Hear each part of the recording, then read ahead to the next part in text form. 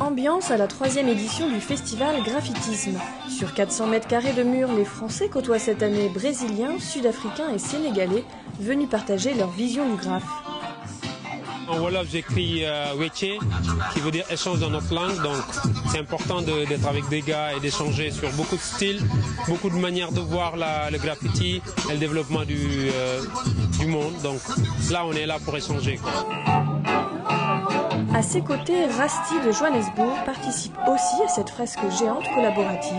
Ce qu'il aime dessiner, des personnages au visage très expressif, reproduits à partir de modèles. Le but, c'est tout en ayant une cohérence globale, d'avoir chacun quand même son esprit et ses caractéristiques personnelles de style.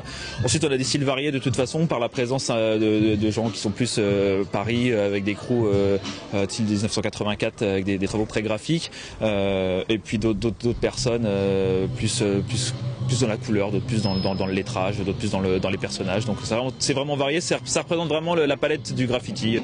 La palette du graffiti, on la voit souvent dans la rue et dans les gares, mais le festival lillois ambitionne de dépasser les a priori. Vous savez, ça s'appelle l'art du graffiti.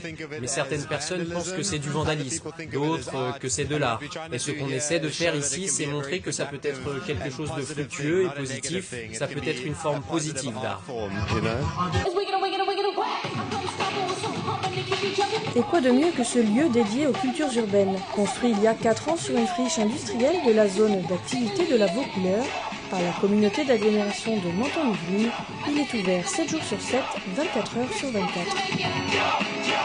C'est super. Savoir que aussi le graffiti est en train de prendre sa place comme il faut, comme il se doit. Parce qu'au Sénégal, c'est le Sénégal même qui est devenu notre parc. Parce qu'on partage et c'est important d'avoir des choses comme ça partout. Ça doit se multiplier.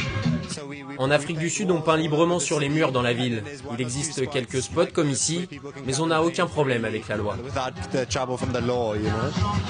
Pendant 2 jours, les performances d'artistes attirent des centaines d'admirateurs au Graph Park, même des familles, comme cette sudiste avec son bébé de 2 mois.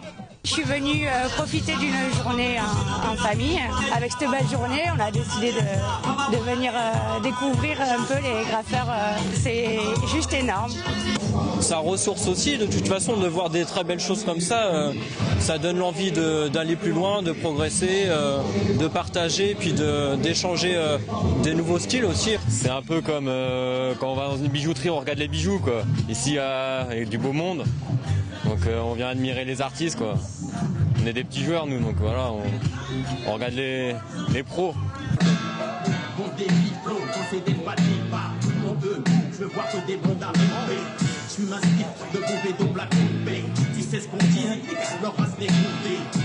Je